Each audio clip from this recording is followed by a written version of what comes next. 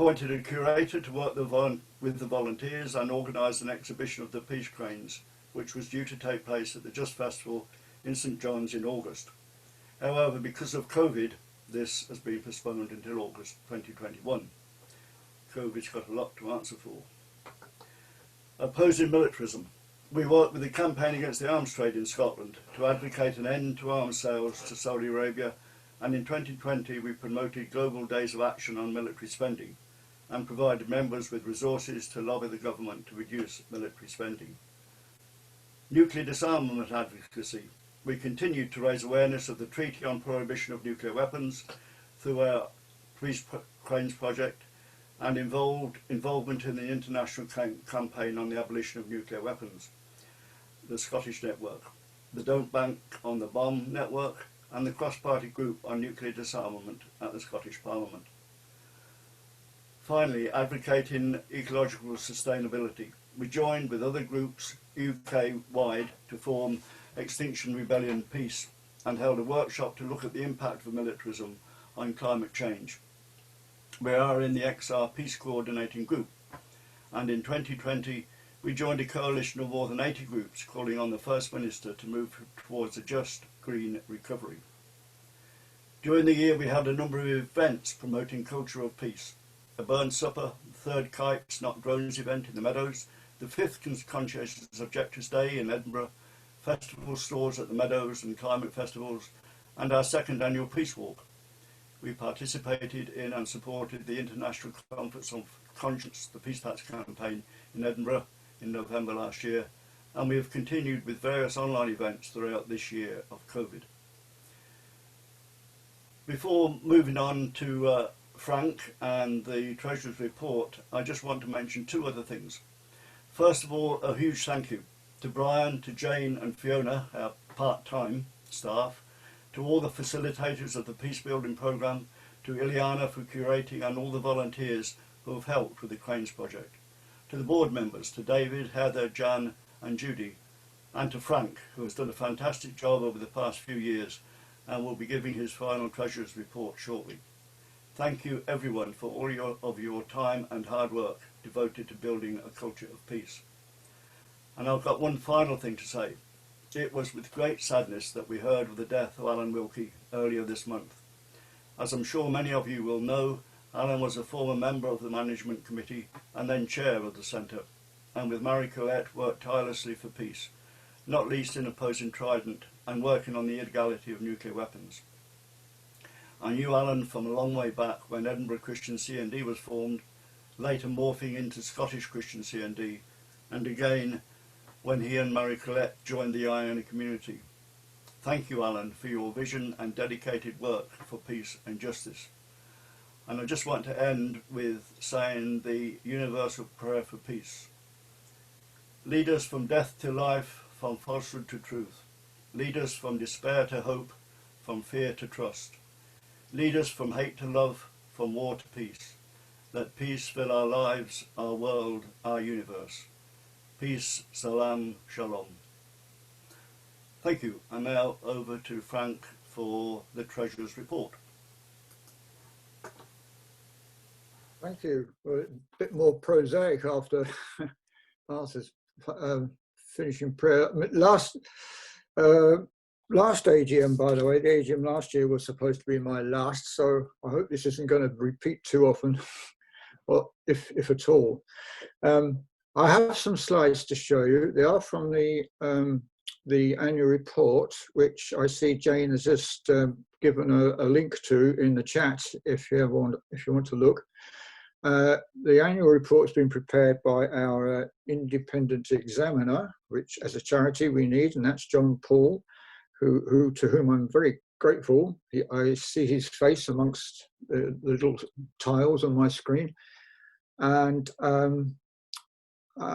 without him I don't think we would have been looking at these figures I'm about to show you.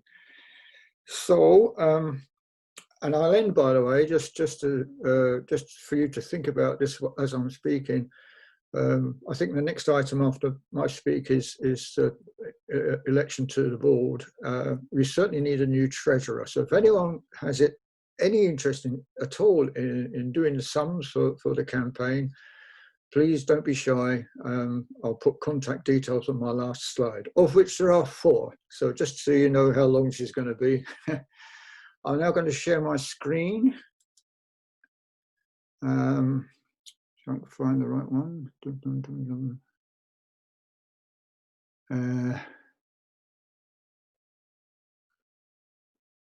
Oh, here we are.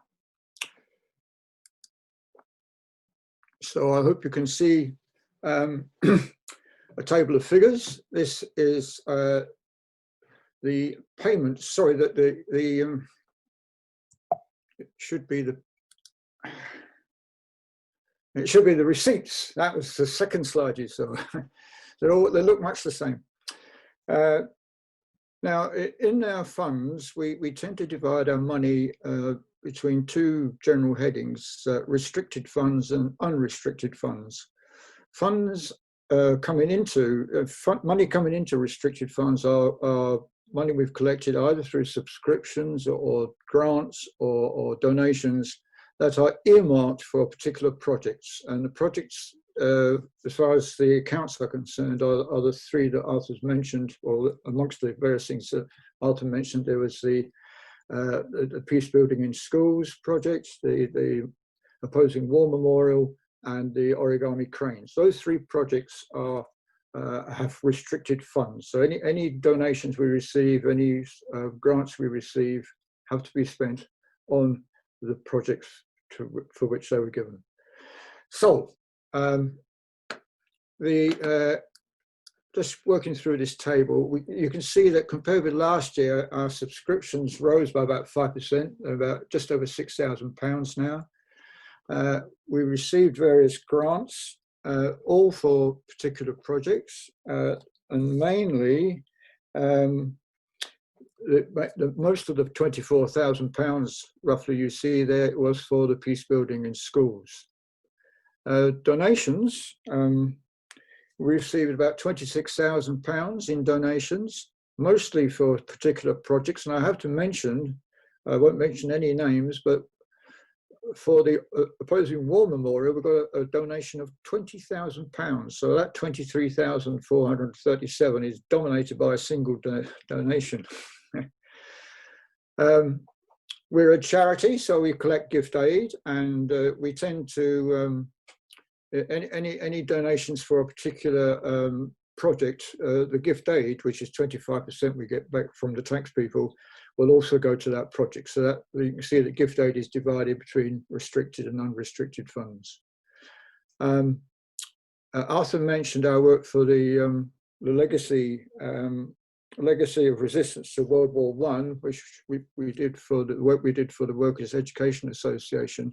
In return for that work, we got £8,000, and we decided that wouldn't be restricted to anything. We can plough that into our unrestricted funds, which generally speaking goes on our running costs.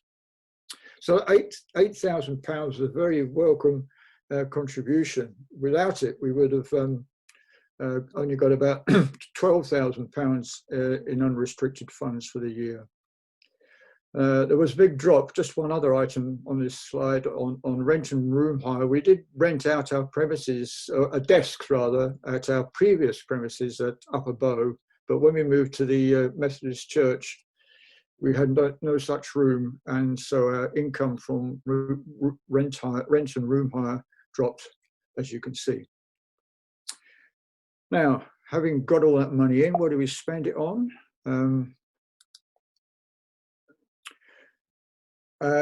Money going out, chiefly one of the main items, as you can see, is staff salaries, and again that's divided between unrestricted and restricted.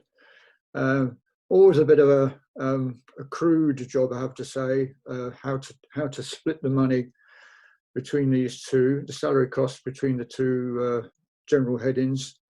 I asked the 3 members of staff to tell me how many hours they spent on various things and try and carve it up. But the only heading for which I carved the money up is for staff. So I haven't attempted really to do anything for the other items of expenditure such as rent and rates and so forth. The next two items under staff cost sheet, we do have what I call in the accounts contractors who work for us, doing work for us. The main one, perhaps the only one for the opposing war memorial, is Kate Ive, who you will hear from later.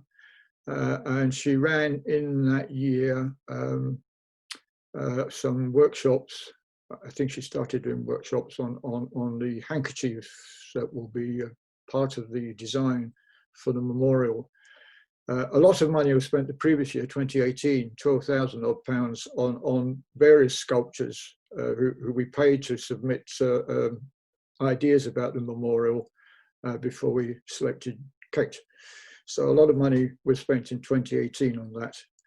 Peacebuilding in schools, we do pay our facilitators who do a great job. And you can see that activity there went up from about £7,000 on that expenditure to over double that in 2019. I think the other item to mention probably is our rent expenditure, because of our move, the rent and rates. We were paying the Boys Brigade, our landlord in Upper Bow, quite a lot of money, and when we moved to the Methodist Church, it dropped considerably, as you can see. One other item to mention maybe is getting on for £2,000 in office expenses. Oh no, sorry, that's about the same as last year. The further up, resource materials. We had accumulated a big debt over years, actually, from using photographs on our website, and we had to pay it off in 2019, and it's a big sum. So that's why it was such a big increase from the previous year. But that won't be repeated. So moving to the next slide. This is the difference between the two. The first line is simply a repeat of what you saw on the sorry. The first line is simply subtraction from the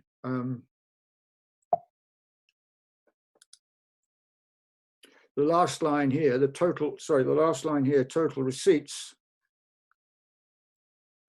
total payments. If you subtract that, the second line from the first, you get these receipts here. So we lost about £8,000 overall.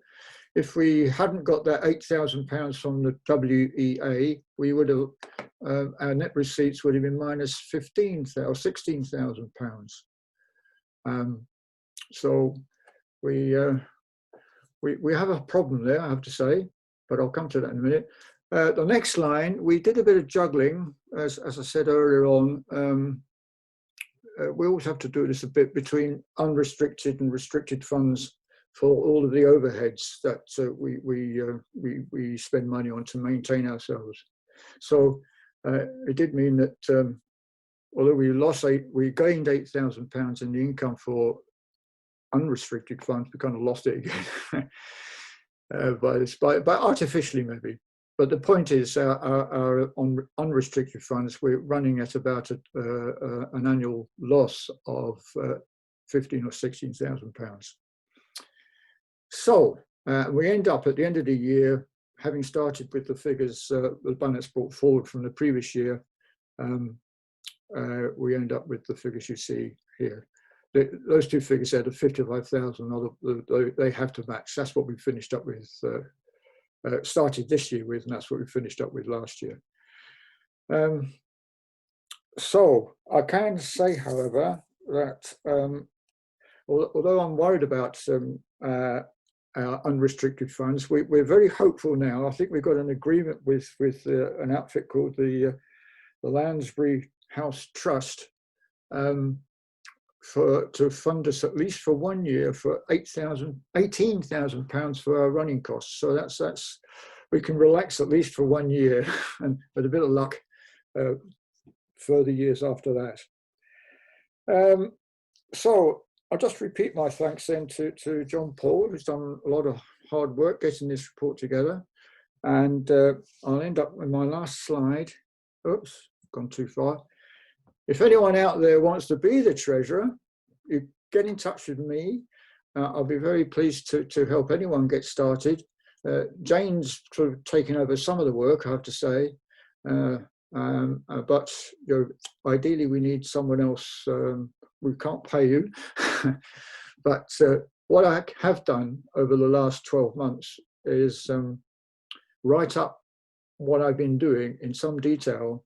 I did this partly because we did actually have two at the time when they started, unemployed accountants, experts, who said they were interested, and they went and got jobs and decided they weren't interested after all. So, but for their benefit and for the benefit of anyone else who wants to take this on, I did write up a great deal of work which I do, and so it's not all in my head, it's on paper, and so I can actually help anyone who wants to take this on by going through those instructions, and I hope one of you out there will be interested, at least one.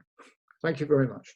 I now hand over to Brian, I think, who's going to take us through the next part of the business. Thank you, Frank. And actually, I just want to personally also thank you, Frank, especially for all the work that you've done over the last, oh gosh, how many years has it been? I don't know, 7 or 8 years now, I think, as treasurer. Oh, about 5 or 6, actually, not so much. 5 or 6, but it's been an enormous contribution, as folk can imagine, because actually, you know, the accounts have changed with all of these projects, and managing and keeping track of all of those restricted funds and all of that has been a big job. And Frank's taken us from a much simpler operation to one that's much more sophisticated, and for that I'm particularly grateful. I'd like to just take a few minutes before to, well, first of all, I think we have to do the business of thanking all of the current trustees, and then also with everyone present here, just hopefully by acclamation, just electing them all except for Frank then to continue as trustees into the coming year. The trustees are here, and maybe they can wave. I could just shout out their names. There's David Somerville, who's the co-chair. Arthur Chapman, of course, who is our chair. Judy Russell, our secretary. Frank, of course, is treasurer, Frank Thomas, and as regular members of the trustees, there are also Jan Benvey and Heather Kiernan.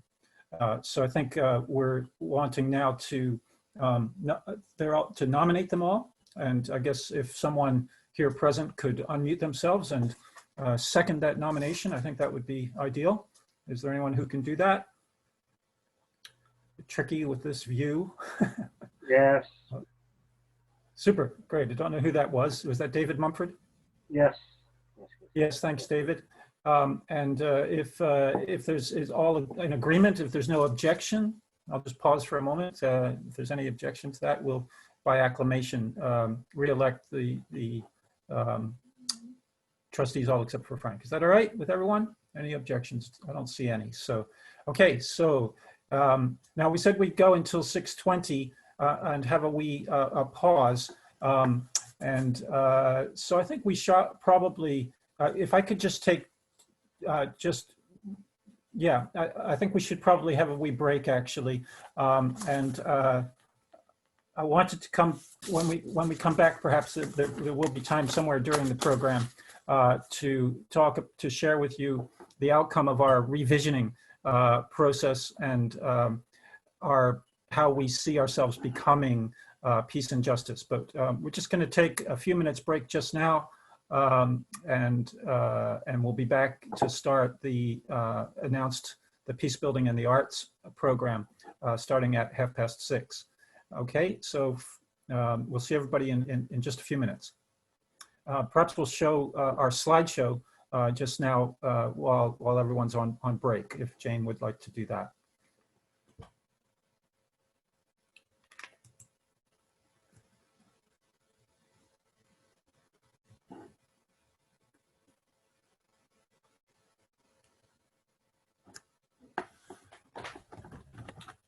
have to abandon my talk.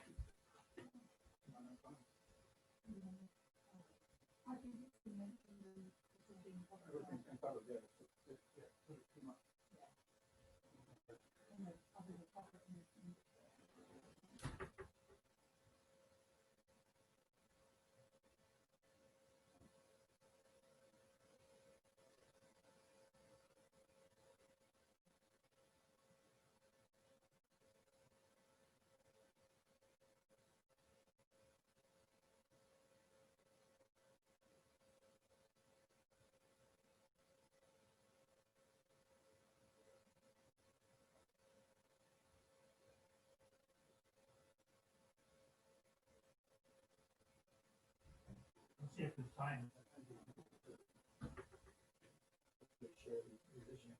think there's quite possible that there's actually, right now there's 60 people in the meeting. And how many were there? A lot. About 40. Maybe 35. I don't know. Yeah, maybe. I don't know. It's been growing. People have been coming. Yeah.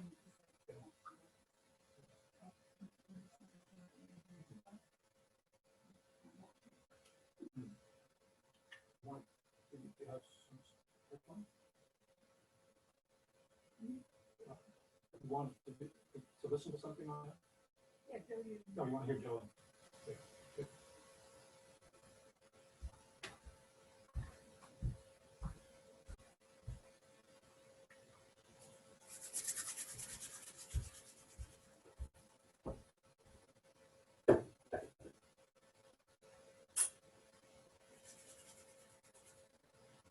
That was a good decision to actually go first.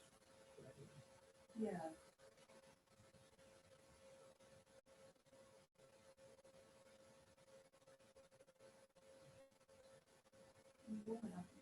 This one here. Good.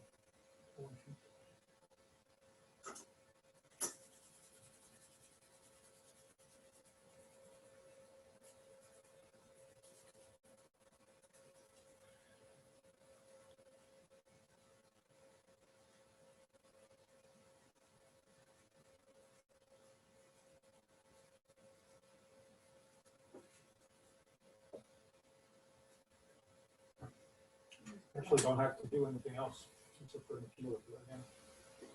Not that moment. But if there's time, I'll share my wee slideshow.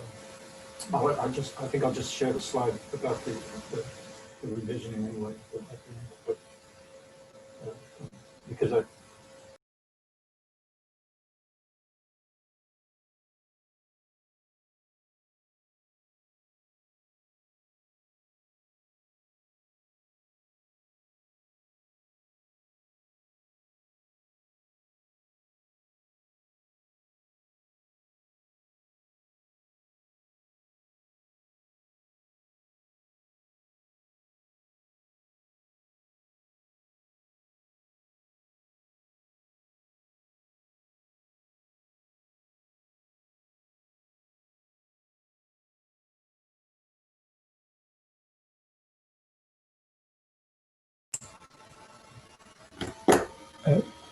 Looks like it's just another few minute or two, or just another minute, less than a minute, and we'll get started. Jane, I think you've got me spotlighted still, so that's okay for just now, but why don't we, yeah, there we go. Brian, Yeah. how about we just have, you know, the thing that you were going to, your vision thing, if we just cut the discussion session a few minutes short so that you can do that then, that might be enough. If we do it just at the end, before, yeah, at the end of the discussion session is perfect. Lesley, thanks a lot. I didn't recognize you there, Lesley. Right, so I think we're handing over to Lesley to launch the meeting now. Okay, is that, we're ready to go? Is That's that new fine. hairdo?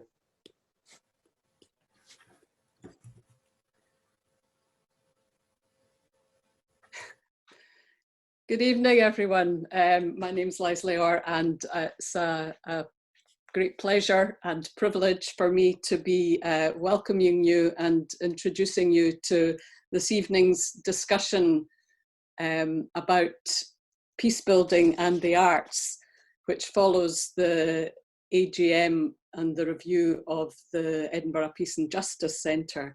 And it's a particular pleasure for me to be doing this. I've had connections with the Peace and Justice Centre ever since it began, really, because my sister was the original coordinator many, many years ago. And I've been glad to support and to be involved in various initiatives and activities of the centre over the years.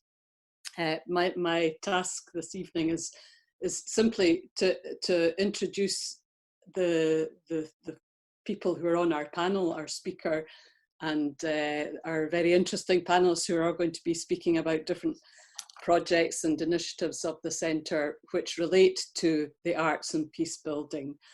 And well, without any further ado, let's begin by welcoming and let's see, you are there, aren't you, Jolyon? I saw you earlier. Yeah.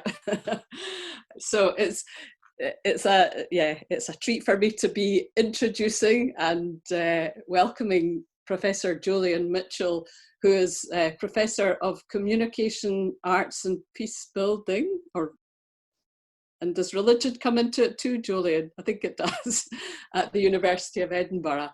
And Jolyon is the editor, along with Theodora Hawksley, of a book which I think I can see behind you, Jolyon, which has just been published this year, called Peacebuilding in the Arts. So he really is a world-renowned expert in this field, and I'm enjoying the opportunity this semester of helping Jolyon out on his course, his university course, which is very much based on this theme, peace building, religion and the arts, and using that excellent book as the textbook for that. And Jolyon's going to start the proceedings by giving us a keynote for 15 minutes, I think, which I don't know if you have a title, Jolyon, but it's really about your vision about the role of the arts and peace building, just really to kind of give us a sense of the scope and the possibilities of that. Jolyon will speak for 15 minutes, and then I'll be introducing our three other very exciting panelists, and we'll just hear from each person in turn. And then once everybody's spoken, there'll be plenty of time for questions and discussion. So if you would like to ask a question, it would be good during people's presentations, just use the chat function that you can find at the bottom of your screen. Click on that and type in your question. You might want to indicate who it's for, and I'll pick up on those as we're going along. But then once we're into the kind of open discussion, you can also ask questions really just by indicating, by giving me a wave, or using the hand waving function that's also in the in the kind of reactions bit of the screen. I think Jane from Peace and Justice will keep you right on the technicalities if I get mixed up. But I think I've said all I need to say by way of introduction. So I'm very happy to hand over to Jolyon. Lesley, can I just ask you to just one quick thing? Look in the chat there. I just think Jolyon, it was meant to have a little bit more time than 15. I think 25 minutes. Okay, that's fine. Perfect. Okay. Okay. So. Okay. Thank you. Thank you so much. Can I just check? Can everybody hear me? Can you give me a thumbs up if you can hear me? Great. If I speak too quietly or too quickly, please do stop me, Lesley, or indeed anybody else. It's a real joy to be here. It's an honor to be here speaking with you about this theme of peace building and the arts. And in a moment, I'm going to turn on my screen share. But before I do that, I'd just like to acknowledge I can see quite a few faces I know, and I want to say hello to each of you individually. But seeing you individually, and the new faces as well, seeing you as a reminder of the communal art of peace building, and also the communal art of creating art. And in a way, this project, this book here, is very much a communal act. It wasn't just one person by any means. It was built through a number of seminars and workshops here in Scotland and in the States, where we brought together practitioners, artists, peace builders from different conflict zones, academics, and got them to share their stories, their insights, their understanding of the different roles of the arts in peace building. So what I'd like to do is really pick very simply on 3 themes that emerged out of this book. This book looks at visual arts, theatre, music, film, and a whole range, I think, dance as well, and how each of these areas can work on peace building. Rather than trying to cover the whole book, I'm just going to look particularly at visual arts today, but very happy to talk about any of those different aspects of the role of the different kinds of arts in peace building. And I'm going to focus on a number of very specific examples. So I'm now going to turn to screen share. When I was practicing early, my computer crashed a number of times. So if that happens, I'll just have to do some interpretive dance or something. So let's see if this works. Is that now working? Can I just check, can you all now see? It should say, how can the arts help peace building? Can I just have a thumbs up if that's what you can see? And you probably have hopefully I'm just a small, like a little gremlin on the right of your screen. Is that right? Is that right? You can, yeah, okay, great. So there's the cover. This was produced by the publishers, but I quite like it because I like the whole cacophony, if you can have a cacophony of different colors there, bringing together, and in many ways it was a number of different voices, a team of editors who I learned a huge amount from. And one of the striking things, oh, my thing has jammed, which is very interesting. So there we are. There we are. Okay. One of the striking things is there's loads of work on war and art. And memorials we're looking at. I'm delighted Kate's going to help us think about memorials a bit later conversation. There's lots of work on war memorials. This is one of the more violent ones. You need to go to Londonderry to see this war memorial. And when I looked at that, it reminded me of a lecture by the art historian John Ruskin, who made this quite provocative statement: you must have war to produce art. Well, you can understand why that might be, because war can be very dramatic, but I'd argue that actually that's, of course, an overstatement, and sometimes you actually need to have peace to produce art. But what I'd like to do is firstly think of these 3 processes, and the first process I'd like to look at is to think about remembering. And of course there are different kinds of ways of remembering. There are some kinds that can be dangerous, others can be painful, certain kinds of memories can sort of cut our hearts, and others can absorb our memories in unexpected and difficult ways. I think of a woman who was approached by her 18-year-old son, and her 18-year-old son said to her, "Please, Mum, let me go and fight." And she said, "Well," and then she was eventually persuaded, and so persuaded her husband as well to let him go and fight. Within 4 weeks, he had been killed. You perhaps know the story. It's the story of Kathy Kollwitz's son, Peter, one of my favorite German artists. And she was understandably completely heartbroken by the loss of her son, as was her husband. And it took her about the same number of years as he had lived, 18 years, before she could create the piece of art that would represent, that would remember him, that she was happy with. And it's this piece here called Grieving Parents. And you can see actually these parents are separated. They're separated by grief, by heartbreak. And whenever I look at this, I'm struck here by different responses to grief. I'm struck also by the separation that grief can sometimes cause. In fact, I think originally they were further apart.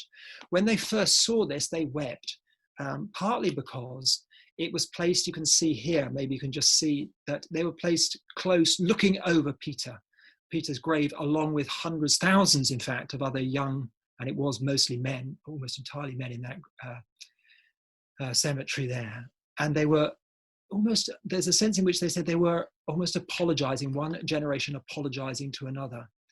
She said, "There is in our lives a wound which will never heal, nor should it." And there's a sense in which they're remembering these dangerous, difficult memories and also bearing witness to them. Second artist, you'll, I'm sure, recognize this piece, Pablo Picasso. You'll remember in 1936, on April the 26th, for a number of hours, a small Basque town called Guernica was bombed, devastated. Perhaps as many as 1,000, perhaps more people were killed on market day. And within a few weeks, such was his rage that he described it, he created this huge piece. This is where, if you're in the same room, I'd ask you all to put up your hands if you've seen this. Yes, I can see 1 or 2 hands going up. This screen that you're, well, unless you've got a massive screen, this doesn't do justice to the size of, obviously I've got a small little laptop here. And there's so much we could say about this. We could spend a whole evening thinking about this, but there's a sense in which this is remembering what happened in Guernica, but it's also putting all sorts of questions into the mind as you face it. We could talk about that for a while, but perhaps I could just ask you to look at one figure that stays with me a lot on the left, the far left, as you look at it, my left, which is a woman holding what almost looks like a rag child, a rag baby, looking up towards heaven. Her tongue has become almost like a dagger. There's a sense in which there's a scream, a rage there in the face of war. There's not a very well-known tradition that in that part of Spain, that if you lost your baby, you would hold it and be photographed as if the baby was still alive. It doesn't happen now, but some art historians think that's a sort of quotation of what's going on there. We could talk about the bull, we could talk about the newsprint, we could talk about, was this some kind of pieta, a secular pieta? We could talk about the bulb at the top that's like a light overlooking it. We could talk about the chaos of the words. There's so much more, and also the crucifixion upturned there. And perhaps you can maybe just make out, I wish I could put a spot on this, but you can maybe just make out in the middle at the bottom, can you see the broken sword? But just above that, there is a tiny, tiny flower. Have a look, and you can maybe look at that closer afterwards. So perhaps one tiny symbol of hope in the midst of that. Now it's been turned into all sorts of pieces. There is this piece you perhaps know, which is a tapestry, which you'll find at the United Nations. Famously, when Colin Powell announced the Gulf War, they covered it with a blue curtain because they believed it wasn't very televisual. Of course, it's problematic if you're announcing a war to have that in your background. It's been used, it has an afterlife. We could talk about the story, how Guernica has been used again and again, and more recently in relation to refugees as well. So that's remembering, and of course remembering these both Picasso and Kathy Kollwitz were not involved in conflict. So they're bearing witness at a distance and remembering at a distance. But I'd like now to talk briefly about 2 other artists who were witnesses, eyewitnesses.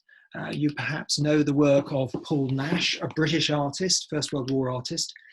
And one of my favorite pieces that he did was here, and it's called We Are Making a New World.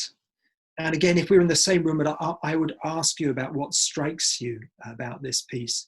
And for me, one of the things that strikes me is the absence of bodies. Some people say, are critical of Paul Nash because he doesn't put bodies in his art. But actually, one counterpoint is if you look at the ground, it's as if the ground has been disfigured. Look also at the trees, the hanging trees. There's a sense in which, if you look at each of these trees are human forms that lacerated through war. Whether the light is hopeful or not, I'll let you wonder about. But here he was enraged. If you read his letters at home to his wife, he was enraged by what he saw, and he wanted to, if you like, shout through his art, bear witness and shout about their lousy truth, as he describes it, of the war that would bring about this kind of devastation to the landscape.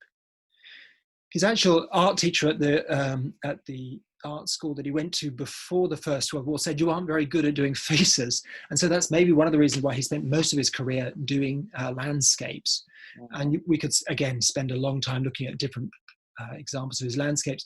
His pieces are quoted more recently by this French photographer in Iraq, 2001, of the environmental degradation that war can cause. So there's a piece of conversation, if you like, between artists there. I'd like to contrast Paul Nash's work with the work of Otto Dix, the German artist, who by contrast really went for faces. Look at the faces here. This piece here, War Cripples, is actually probably destroyed as degenerate art by the Nazi regime, but of course it captures the disfigurements, not to the landscape, but to the faces of those who fought within war. This other piece, The Match Seller here. It's strange, when I looked at that, I don't know if you remember, I looked at that just before this lecture, it reminded me of, do you remember in Oliver, where she sings, "Who will buy? Who will buy?" I can't sing very well. "This wonderful morning." You can join in with this thing. Thank you, Heather. That's great. That's great. No, that's great. It's perfect. You sing much better than I do. Oh, I love I it. thought of that sort of idyllic scene, and then I think of that. And there's a critique, of course, on, if you like, the glories of war. This here is the glory of war in post-war Germany. And interestingly, Otto Dix became more and more religious, actually, explicitly in his pieces. But during the, 10 years afterwards, this famous triptych, which is, sometimes you can maybe make out, you can see the crucifixion across the top there. And you see, not the crucifixion, but the figure. Who does that remind you of? Some people would say it's the Michelangelo Sistine Chapel. Do you see, with the finger pointing down? I don't know if you can see that. So it's interesting, except the difference, of course, is that Adam is without God, or God is without Adam. So there is, again, dereliction, but on the right, you will perhaps just make out, I don't know if you can move your faces, you can see there's a figure coming out of the whirlwind, the war there, which some people say is a self-portrait of Otto Dix, kind of a semi-resurrection. But nevertheless, it's a striking piece, this war triptych, again, bearing witness to the horrors of the First World War. Now, the work of Nash and Dix stand in sharp contrast to William Orpen's piece. You maybe know, not so much celebrating, but commemorating the signing of the peace in the Hall of Mirrors. Notice all these men, and I think they are all men. And he became increasingly cross as an artist, watching these men trying very hard to create a peace that would allow them to go home to their individual countries to say they'd won. Some people say that actually the reason he put all the mirrors are so much larger and as disfigured was it was a critique on the conversations on the Versailles. So again, it's a very different piece of art, but it's a different kind of bearing witness to different kinds of peace building. Okay, so we've looked at bearing witness, and before that we looked at remembering, and I'm just suggesting that art can bear witness and remember. And then thirdly and finally, and by no means this is just a touch of what the book does, looking at how art can transform violence. And I'd like to use some examples. Of course, you could say that the art, he's doing exactly this, but if you contrast this tree with this one, for example, do you remember the tree of grief? That is a response to the Beslan shooting. You perhaps know the shooting where those youngsters were killed in a school, maybe as many as 1,000 or many were killed. And I'm very struck by looking at these mothers here holding their children to heaven, almost turning into angels, sending them up. But hence a tree of grief, which is hard to look at actually when you think about the stories, the individual stories behind each of those figures. And then perhaps something which captures the transformation of violence, that takes us beyond memorial, the Tree of Life. This is the Tree of Life made in Maputo Peace Park. And Brian, I am going to take your word here because I'm going to hope to play a very short video clip, but it will take me over the original time that I understood was 15 minutes. So is that all right, Brian, that I will go to what you said time-wise, and Lesley? I'm nearly finished, but okay. The technology may not work, of course, so we'll just see if it does. It's jamming on me again, which is, at least it's not crashing. Oh, that's interesting. It's too, obviously it's too, okay, I'm gonna have to come out of this. I can't come out of this. Oh, yes, I can. Can you hear this? During years of war, Mozambique was flooded with guns from all over the world.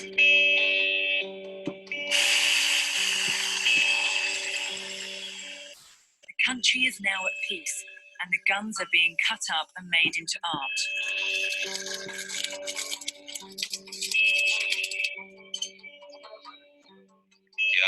vida, é mesmo para dar esperança e dar mais vida.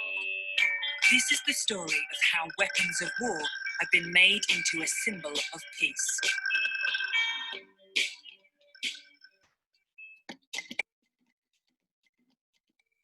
Mozambique is a former Portuguese colony in southern Africa. Following the end of the Civil War, artists have been making sculptures out of guns, the same guns that killed over 1 million people during years of conflict in the country. Now, at least some of the guns are being sent back to where they were made in the form of art, to the UK and the British Museum in London.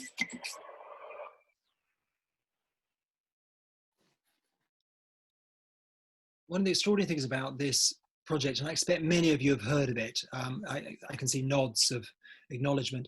Just a quick reminder that people would hand in an AK-47 and they get a hoe back. Children would hand in bullets and they get pencils back. Villagers would hand in a number of guns and they might get a whole tractor and so on.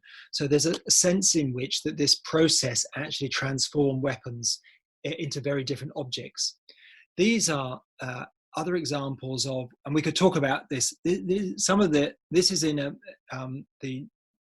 what's commonly known as the death zone in Berlin, and some of the material from this came from old weapons, or that's the claim. But certainly that you can maybe just make out the barbed wire circling a Bible there.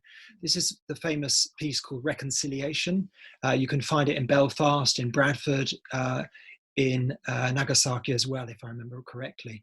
Coventry. And Coventry, yeah. And so it's in a number of different places. And I think I find this a striking memory, particularly if you know the story of a couple crossing Europe to meet each other and being reunited. Now, this is the Glasgow Kiss, which is playing, of course, with the idea of different ways of thinking about sectarianism. And again, another form of peace building.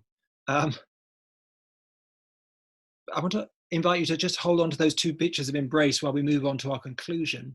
You'll see that I thought about remembering, bearing witness, and transforming. And just want to finally think about imagining hopeful futures. And part of what I found fascinating about this book is the way in which the arts can imagine not just difficult and dangerous, painful pasts, but also hopeful futures. And you can see that perhaps with these trees. You think about the movement there towards, you could say that actually the piece now, which is in the British Museum, is actually imagining a hopeful future where weapons are not needed to make holes in people's heads, but rather to construct new spaces. And then if I could invite you to Jerusalem, just outside the old City and Eye Hospital, and this piece you can maybe just make out here, the Tree of Hope. It's a good place to finish. But the thing about the Tree of Hope there, I don't know if you can make it out, is that it isn't leaves, but they're swallows. And the great thing about swallows, of course, is that barriers don't hold them back. So they're not confined to one part of the city. They can actually fly free. So it's a very hopeful piece, the Tree of Hope. You'll notice alongside the trees, I add human form. So there's, if you like, one line of this argument is around human form and the natural form of trees, and then the other human form. Now you'll notice here that we've got the separation of grief and these hopeful possibilities of people being reunited. I'm not convinced necessarily by these slightly idyllic ones, because I think peace building is much harder. My experience in the Middle East, working with peace builders there and working alongside different sides of the conflict, and my very limited experience in Northern Ireland, is that perhaps this captures it better. You remember we began in Derry with that very violent memorial. I'm going to finish with this piece, which is a more hopeful one, but I think a more realistic one to peace building, because notice they are not yet holding hands. They're not embracing.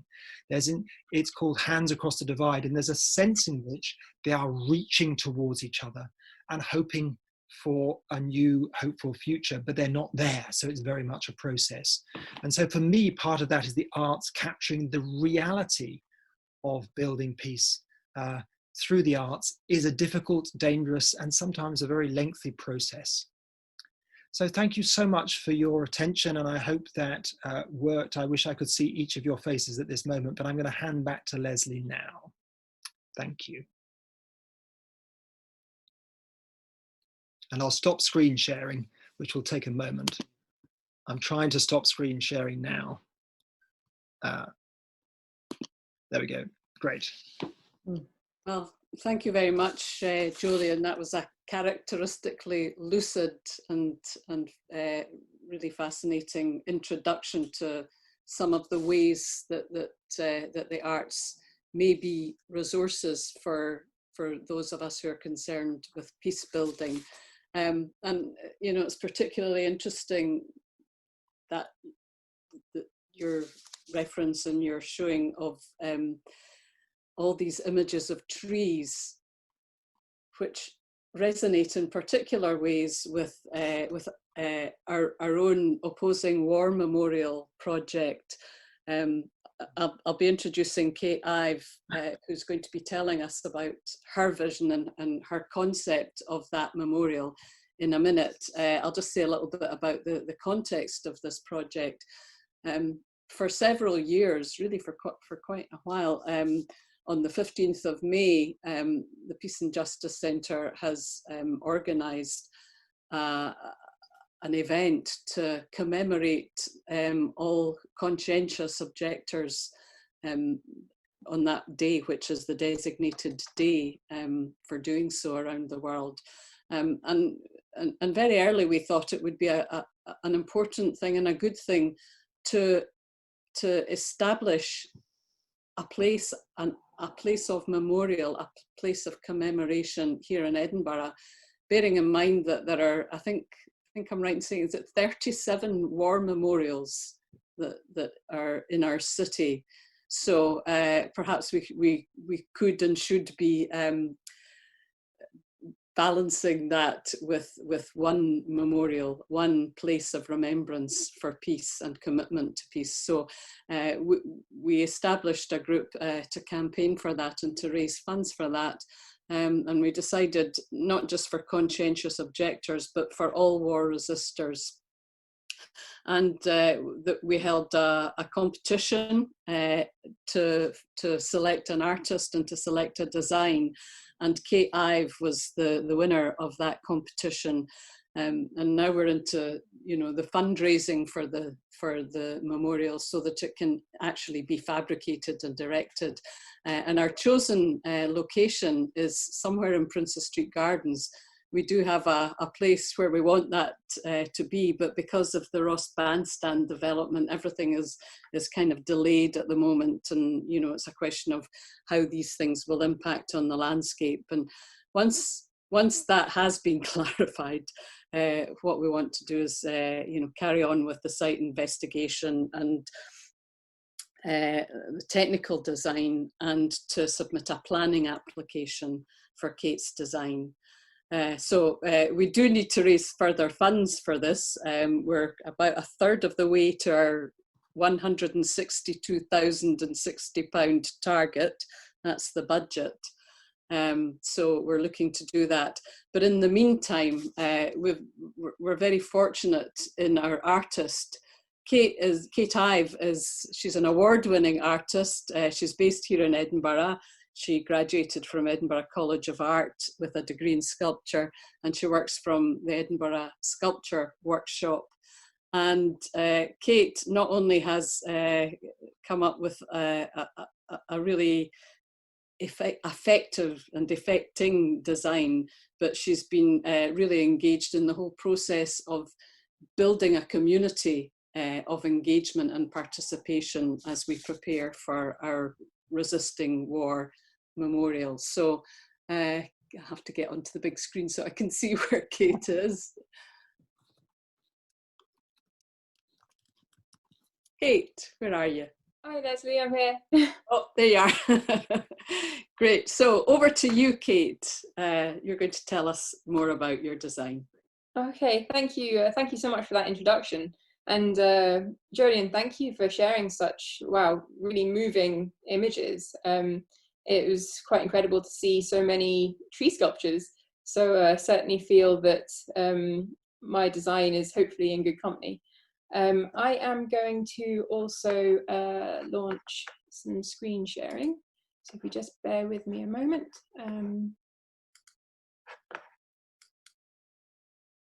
Right, hopefully that's worked. Let's go full screen. Okay, there we go. So I'm really pleased. I was really delighted to be selected to create the design for the memorial. It's such a important and really incredible project to be a part of. I'm going to share some of the research and insight into the design rationale just through a few quick slides. As Lesley said, we have been offered 2 sites in Princes Street Gardens in Edinburgh by the council, and this is the preferred site, so this is to the right of the Ross Bandstand as you're looking at the castle, for those that are familiar with Princes Street Gardens. The design brief was to create a memorial that can sit in amongst the heavy, dark war memorials in the gardens, and there's quite a few, and to create a contrasting dialogue and conversation with these war monuments through its form and patina, whilst recognising the history of conscientious objection and the importance of peace building. The memorial brief was to be open and accessible, non-judgmental and inclusive, especially as the history of conscientious objection is so wide-ranging and ongoing, and always to be cited within a designated reflection space. Early in the process, I began an in-depth research, period of research. During this time, I struck on this quote about a 1916 emergency meeting in London in support of COs and war resistors. During the meeting, there was an angry crowd gathering outside trying to break in. The chairman of the meeting asked the 2,000 strong audience not to clap or cheer, as it was aggravating the crowd outside. Instead, he asked the audience to show their support for the speakers silently. The quote reads, "No one who was present will forget the effect of this," and the distinguished speakers were greeted with thousands of fluttering handkerchiefs, making the soft sound of a rising and falling breeze. I found this deeply inspiring and very, very visual. Thinking of the audience fluttering their handkerchiefs, I found it to be a strong symbol, which led me to do further research on handkerchiefs. And for anyone that's unfamiliar with memorial design, you get a bit of a clue what it's about with the background of this slide. My research on handkerchiefs led me to discover 2 really interesting strands of information about handkerchiefs. Firstly, handkerchiefs were used in the First and Second World Wars as a symbol of family support, and in a very personal way. It was quite common for families to send hankies to their loved ones on the front lines, and equally hankies were being embroidered by local French and Belgian women, which soldiers were able to buy and send back home. And this slide shows you some of the war handkerchiefs that were being made. The second piece of handkerchief-related inspiration came when I struck on this particular tree, which unsurprisingly is called the handkerchief tree.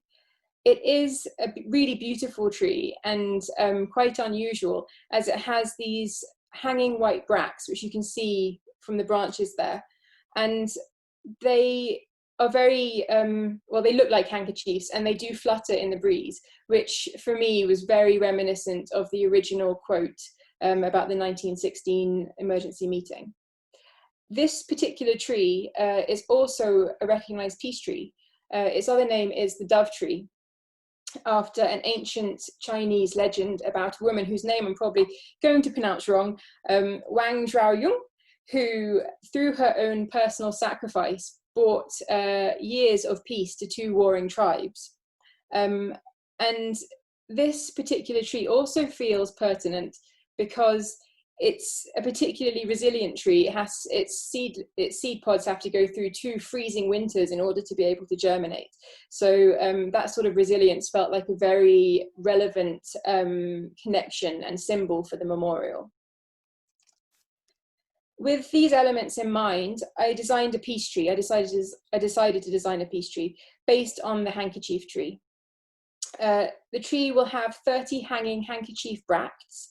It will be modelled and cast in bronze, And the embroidered handkerchiefs will also faithfully be reproduced in bronze as well. And you can get a sense of that in the left of the image. Each handkerchief will be an opportunity to share a piece of the history of conscientious objection through unique, individually embroidered images and designs. You can see a few possible examples here, including the Friends Ambulance unit on the right. As conscription is still ongoing in some countries, I've spoken to a present-day female CO who went to prison for refusing to serve in Israel. And she's given input into the design. You can see her contribution in the center, in the bottom. She translated the words conscientious objector into Hebrew. Oh. Okay. Here are some more examples of what might be embroidered onto the handkerchiefs to share the history of conscientious objection.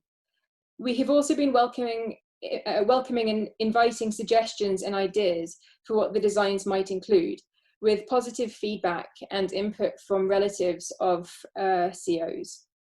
A real mix of recognizable imagery and then also perhaps lesser known emblems will make the tree immediately accessible, but also encourage visitors to explore and discover more about COs, encouraging, hopefully, longer term learning engagement. The tree will represent past, present, and future COs, with the newest growth at the top of the tree left blank for those that are yet to make the decision to become a CO.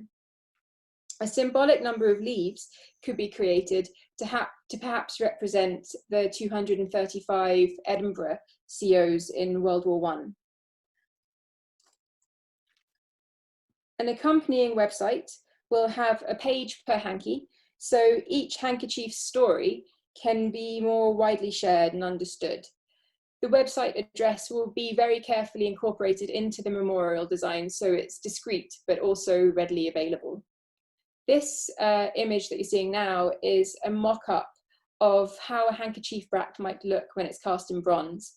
The real handkerchief tree bracts have this unusual pit seed stone in the center of them, which, as you can see here, could potentially be reinterpreted as a piece of Aberdeenshire granite. Now that would symbolize the COs that were sent to Dice in Aberdeenshire, and they were sent up there to go and break rocks to create road metal in a work camp. So these little nuggets of granite would be linking back to that.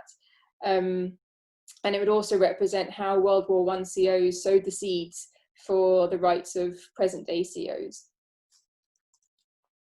Here you can see all the different design elements together, including the seating. The reflection space is paved to designate the area and make it fully accessible all year round, as it is on a bit of a slope and potentially could be a bit wet. So the paved area will make it accessible all year, with easy disabled access as well factored in. The reflection space will be ground level and circular in order to be welcoming. It will be enclosed by a granite seat. The seat will be made from Aberdeenshire granite, linking again back to the Dice World War I COs. It will have an inscription along the back of the seat rest, dedicating it to conscientious objectors and all who oppose war. The seat will be made from a bespoke, smoothly curved gabion basket, which will be made specifically for this. And it will represent, again, the World War I COs by having the gabion basket filled with crushed granite. And by putting the granite into this gabion design, it brings ideas about defences, because gabions are used as sea defences and other types of defences. So it brings in this idea of defending the rights of COs. This is the model of the memorial. The peace tree will start much like this, as a bronze-coloured tree, and it will be allowed to naturally patina over time. So it will naturally gain a green organic colour to it. This green patina is very much an intentional choice, as it will contrast quite strongly with the other, with the war memorials that are in Princes Street Gardens. And hopefully it will create this contrast that is much lighter and hopefully much more hopeful. The tree will represent the ongoing network of COs, war resisters and peace builders, and how together their contributions can grow and flourish. As Lesley mentioned, progress on the memorial is currently ongoing, hampered by the pandemic, and also, of course, still waiting on the final designs from the council regarding the developments, the overall developments of the gardens. Fundraising is still ongoing, so for anyone that might want to make a contribution, that's possible to do that through the Opposing War Memorial website. I am just going to finish up by saying last year we held 3 embroidery workshops in Edinburgh, Glasgow and Dundee. They were free embroidery workshops, and they invited participants of all ages and backgrounds to come together and design their own handkerchief and embroider their handkerchief, allowing an opportunity to have conversations and exchanges about what maybe should be included or could be included in the handkerchief designs for the tree. The workshops were particularly engaging, and they really were rewarding with a lot of really great input. There was one particular little boy who stands out in my mind, as he was a refugee, and it was his first time experiencing embroidery, which was really quite amazing, and he really took to it. And by the end of the session, he was asking for an embroidery kit for Christmas, having just fallen in love with embroidery. So, you know, it's this kind of really genuine engagement takes the project to even new and unexpected areas that just makes it so worthwhile, and just shows that, you know, people can connect with it, they are connecting with it, and they're inputting into it. We are looking at potentially holding another embroidery workshop next year online. So anyone that, you know, might like to take part in that one can join the mailing list. So if you'd like to sign up, then if you could please get in touch with Jane, and her email address is admin@peaceandjustice.org.uk, but I think that's probably going into the chat box and is available on the Peace and Justice website and so on. So that concludes my presentation about the memorial design. So thank you everyone for listening. Thank you very much, Kate. It's always good to hear you talk about the project and the design, and yeah, I'm looking forward and getting excited about the time when it will actually blossom and bear fruit and bear handkerchiefs in Princes Street Gardens. And as Kate says, you can find the link to enable you to make donations, or indeed to find out more about it in the chat box. And I'd just like to encourage you and remind you that if you have any questions or comments for Jolyon, for Kate, or for our other speakers, please do put them in there. That would be excellent. Well, continuing in this vein of hearing about all the ways in which the Peace and Justice Centre is already engaging in the arts for peace building, we're going to hear now from Fiona Oliver Larkin, who's the Peacebuilding for Schools programme coordinator. Fiona is, she does all sorts of things. She's a physical theatre maker, a puppeteer, a circus performer, and creates strange, dark and glowing things, I believe. But we're going to hear from Fiona now about the Peacebuilding for Schools programme. So I can't, oh, there you are. Off you go, Fiona. You're very welcome. Hello, everyone. Thanks so much for having me along. I guess I'm engaging with peace building and the arts in a quite a different way from the speakers that we've heard so far. I am, as you said, the coordinator of Peace Builders in primary schools. The program name, can everybody hear me all right? Can I just see some thumbs if you can hear me all right? We can hear you, Fiona. Great. So the program is called Cooperative Games and Conflict Resolution for Primary Schools, and we're based in Edinburgh. And also, as you said, I'm a theatre maker, puppeteer, and circus performer as well. So for the past 5 years, our Peace Building in Schools project has been running in state primary schools across Edinburgh. We work with these primary schools with a programme of cooperative games and activities to help children develop skills in managing their emotions, developing empathy, problem solving, and conflict resolution. And this is all with the aim of building a culture of peace in Scotland. So there are 12 of us peace builders, and we work as collaboratively together as we can, because we aim to model the type of work that we bring to the schools. So we have been working to help class groups build resilience and address conflict across Edinburgh since 2015. Just going to let the dog into the room, otherwise she's going to whine at the door. She is. And I have been involved in the project since the very start, where I included a lot of circus arts, juggling, for example, plate spinning, beanbag balancing, and rope skipping in the program. The program itself is an 8-week program with 40 minutes per week, and it's divided into 4 different sections. The sections are understanding me and others, managing my emotions, improving communication, and understanding my skills to manage conflict. So we've run the program in 21 schools and worked with 52 different class groups in Edinburgh, and we've recently branched out to include Glasgow schools and hopefully soon schools on the Isle of Arran.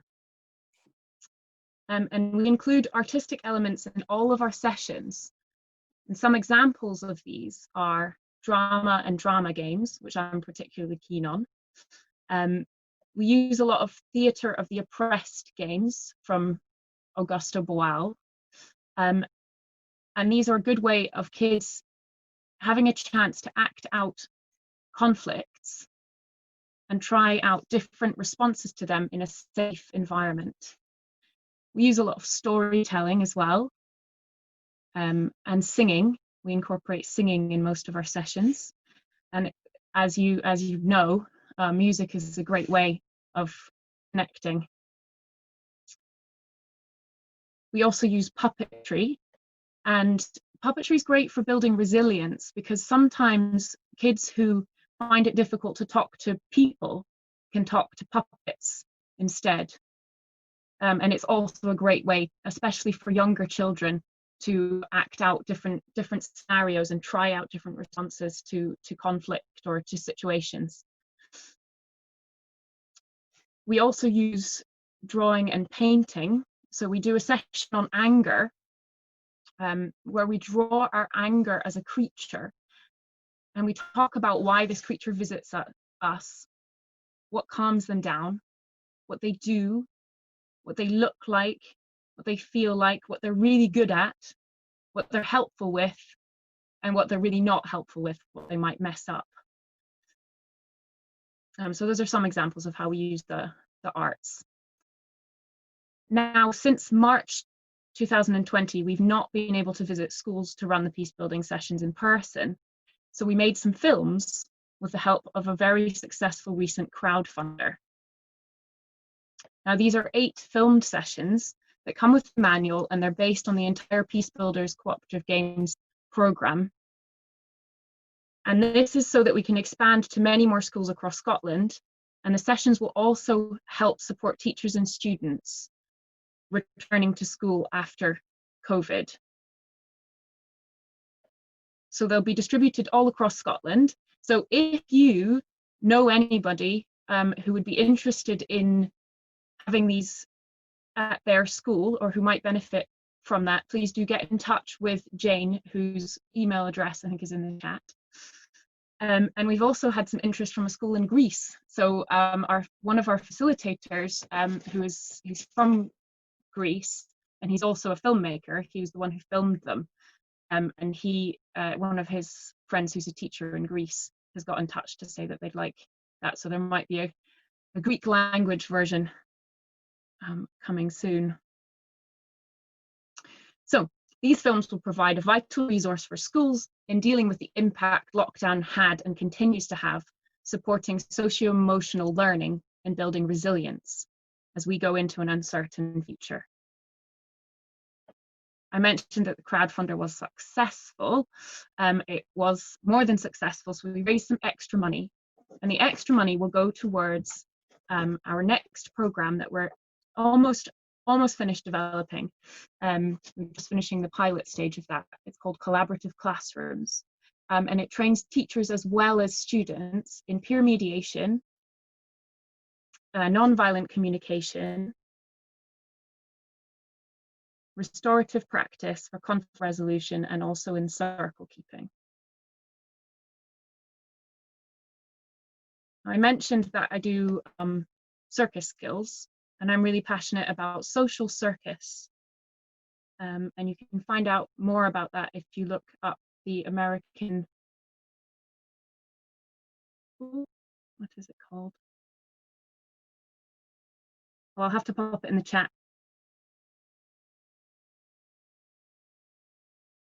So I think circus is amazing, basically. And because there's a place for everyone in the circus, regardless of age, race, gender, nationality, ethnicity, or ability. And it builds self-esteem, solidarity, and trust.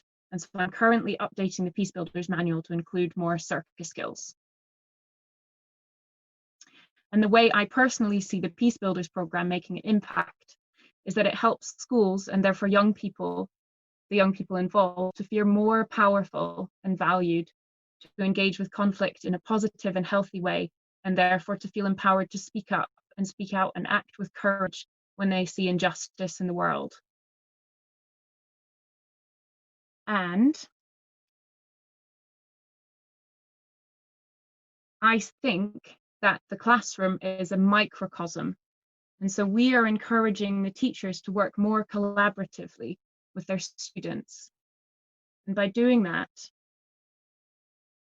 we're transforming the system of power over to power with. If anyone has any questions about, well, we're going to have a panel discussion. So if anyone has any questions, I'd be happy to answer them. Thanks very much.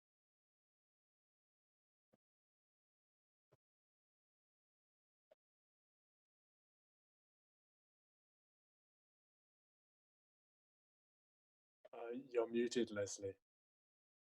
Lesley, you need to unmute. Sorry about that. Yeah, just thank you very much, Fiona. That was really good, really inspiring to hear about that engagement with primary school children across the city and further afield. And you know, it's interesting to thinking about how that connects and how the circuit schools and the games for learning really are part of the expressive building of resilience and peace among children. And I'm sure we'll be able to pick up on some of these things when we come to our discussion. But I want to introduce now our final panelist, and that's Ileana Nedkova, who's the curator of the Centre's Origami Cranes project.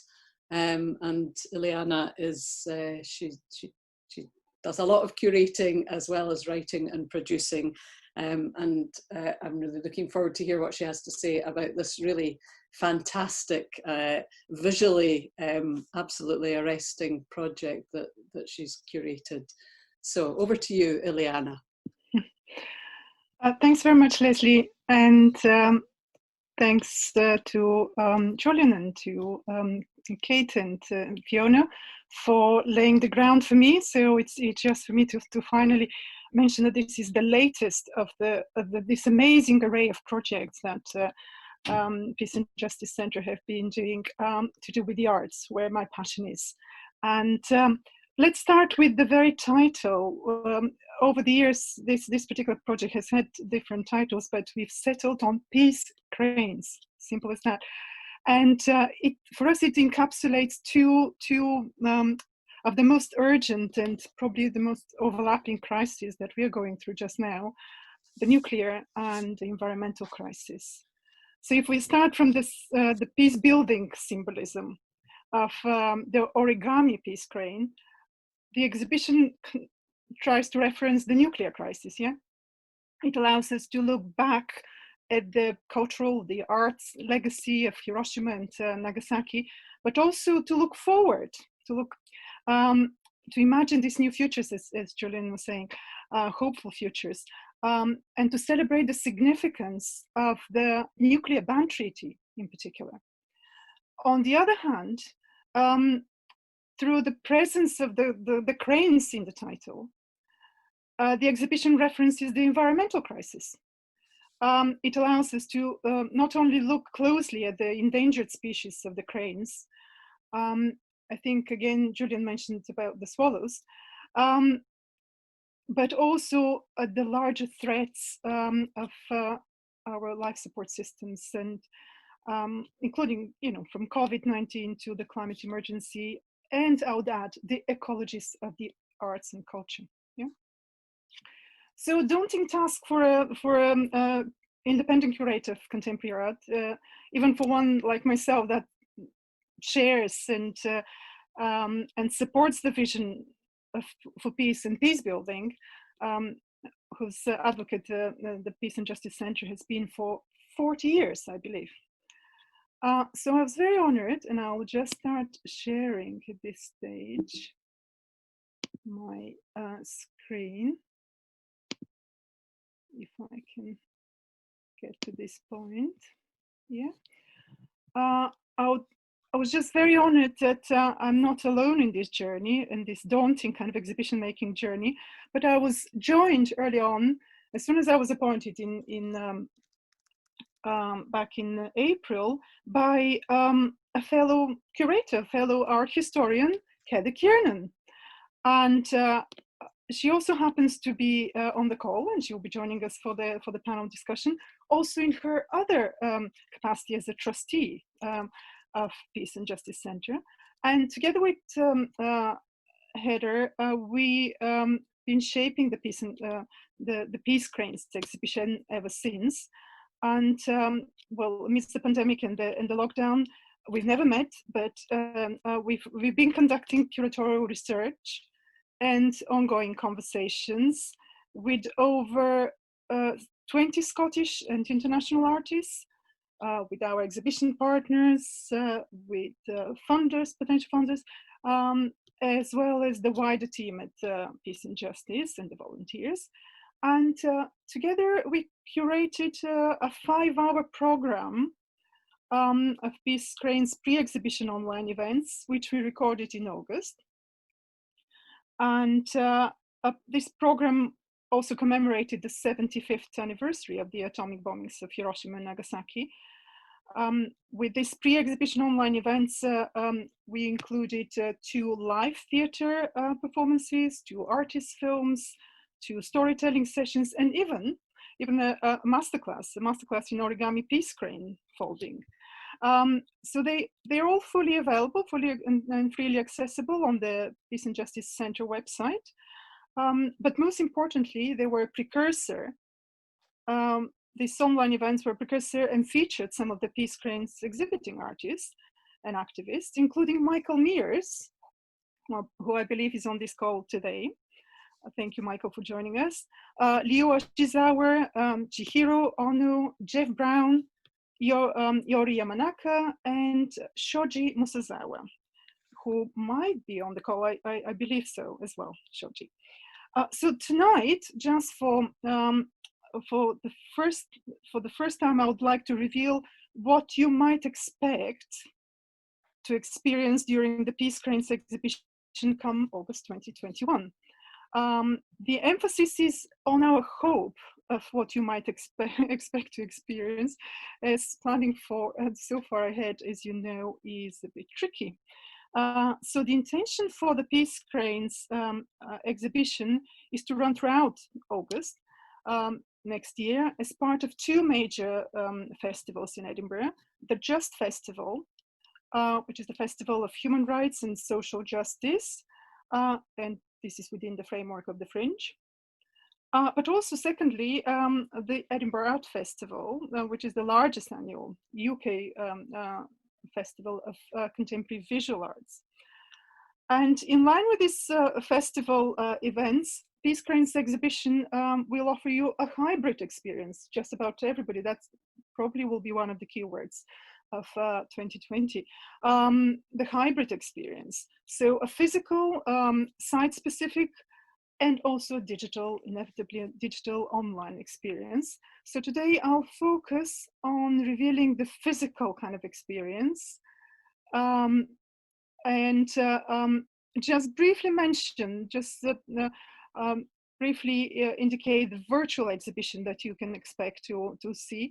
It will be more of a showcase of our curatorial selection of significant works, historically significant works, whether it's performance-based, whether it's photography, whether it's print, music, moving image by Scottish again and international artists, contemporary artists, including, I'll just mention Sue Grierson, Pam Skelton, Don Cole, Madelon Huikas, Keiko Sato, and Mara Trala. And all of them, through their works, hoping to express our hopes for peace, for friendship, for the nuclear ban, for the environmental and social justice. Now, for the physical, interesting, yeah. Now, the physical, the site-specific centerpiece of the Peace Cranes exhibition will be a very large-scale installation by the acclaimed Edinburgh-based artist and activist. As you can see, her name here, Jolyon Capes. And similarly to Kate, she's also based, her sculptural practice, her artistic practice is based at the Edinburgh Sculpture Workshop. So it will, this centerpiece of our exhibition will be staged at St. John's Church, which is, as we know, similar to the opposing war memorial, is also in the Princes Street Gardens at the very far end, at the west end of the Princes Street Gardens.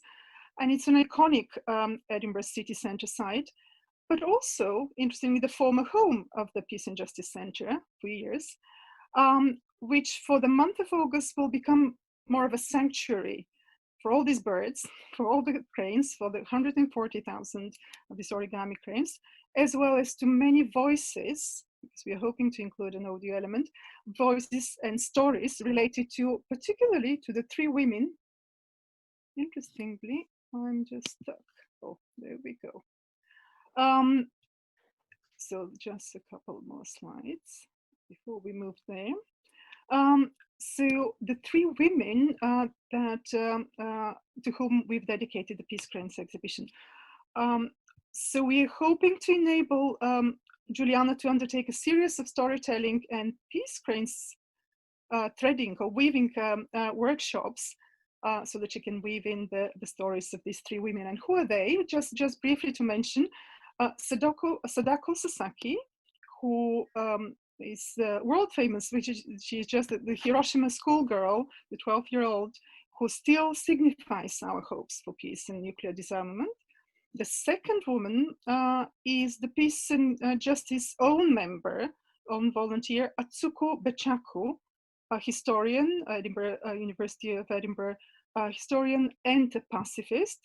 And her story in particular is very compelling. In 2015, Atsuko embarked on this international endeavor, international collaborative project of folding this vast amount of origami peace cranes to represent the 140,000 people who were killed by the atomic bombing of Hiroshima on the 6th of August 1945.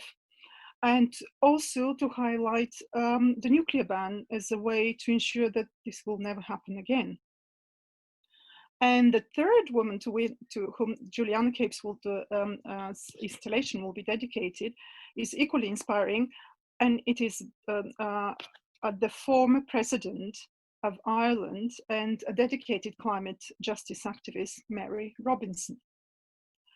Especially in light of her role as the chair of the Elders organization and their Peace Cranes 2020 initiative for remembering Hiroshima and Nagasaki, by invited anyone to fold the Peace Crane, and also to advocating for a nuclear weapons-free world. So, recreation room here, where you can sit and watch the TV, or you can read a book, put your boots on, yeah, and we've also got storage. I have a little bit of interference there, but shall I just carry on? Yeah, I don't know where that's coming from, but carry on, Eliana. Yeah, interesting that. So in addition to the stories of these three outstanding peace builders, these women, and the numerical significance of the 140,000 origami peace cranes, in her new commission, the artist and activist Juliana Capes will bring yet another overarching theme, that of the rainbow. As yet another potent, and you probably expected this from all this priming you with her earlier works, yeah. And yet another potent and universal symbol of peace, in Juliana's own words. That's my only quote for the day.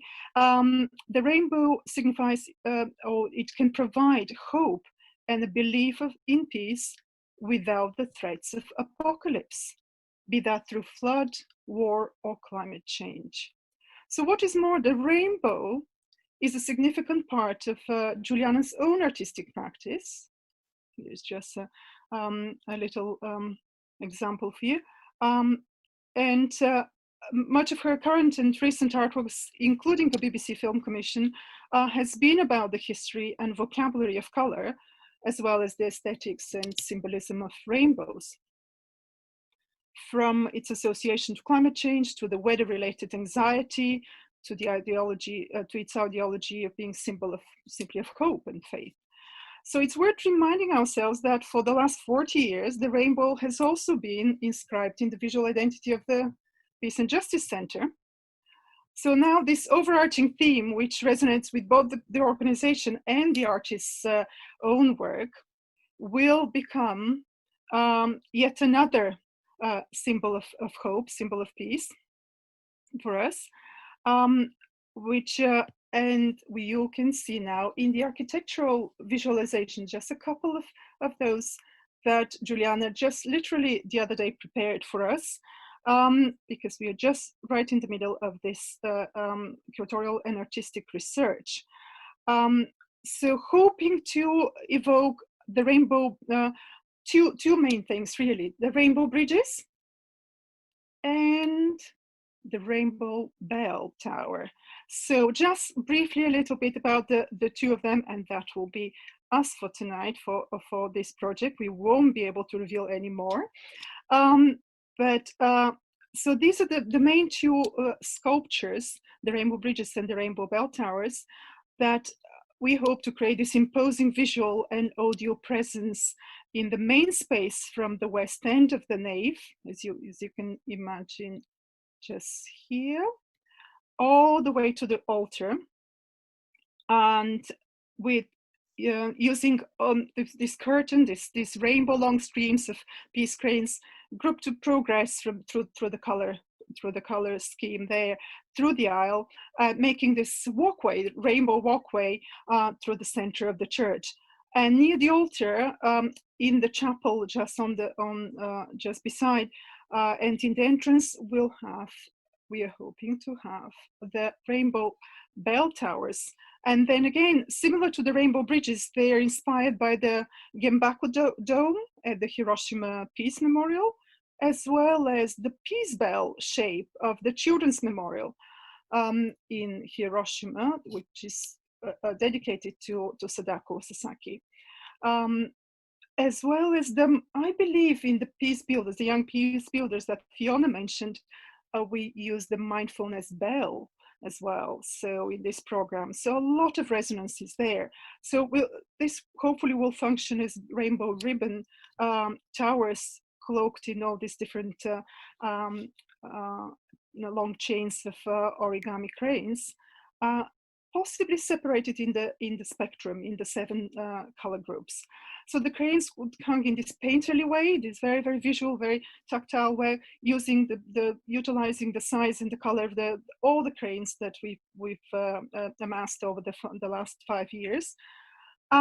So the crucial thing is you'll be able to enter into this rainbow bell tower, and it almost as a shelter, as a sanctuary, referring probably, and that's where the intention of the artist comes alive, to the intention of the cenotaph in this memorial to the atomic bomb victims in Hiroshima, which is also intended for this purpose, almost to enter to, and to have the chance to contemplate, to view the cranes, including the personal messages inscribed, personal messages of hope and peace, scripted by the contributors, but also to provide this moment of reflection, almost reconciliation. And I would add a temporary memorial. Unlike the opposing war memorial, this will be a temporary memorial, and the circular shape of the bell is also this as Kate mentioned, a very, very welcoming experience. So once inside, what is more, once inside in this sanctuary, you'll have the opportunity to listen to a new audio work relaying the stories of Sadako, Atsako, and Mary, as well as the voices of some of the Origami Peace Cranes contributors and volunteers, describing their own concerns and their color associations, their meditations, potentially including the choir in the St. John's, world famous, we believe. So ultimately, you'll get this audio environment, this visually stimulating environment, triggering emotions that hopefully will promote on a very, very personal level ideas of peace, empathy, and hope and compassion. And on this, finally helping us to imagine these hopeful futures that Jolyon talked about early on. So I'll probably leave you at this stage, yeah? And we can join in the discussion, and hopefully Heather, yeah. Thanks very much, Ileana. That all looks beautiful, and the colours and these things will be stunning in those spaces.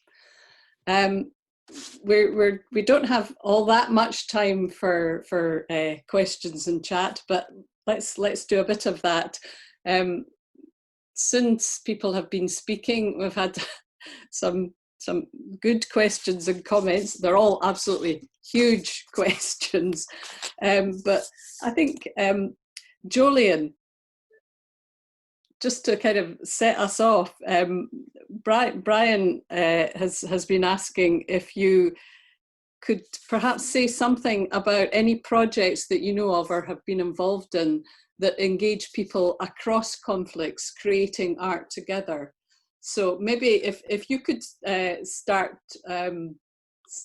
off the discussion with some thoughts about that, and perhaps the others, perhaps all of you could, well, the others, maybe, I think it would be quite, I really liked, and I think I find it helpful, Jolyon's presentation of saying, that ways in which art can be engaged in the processes of peace building include remembering and bearing witness and transforming. And I'm just wondering whether from all your different projects and perspectives, whether those ways of thinking about art in peace building, if they work for you, and if you can see ways in which they might connect with what you're doing.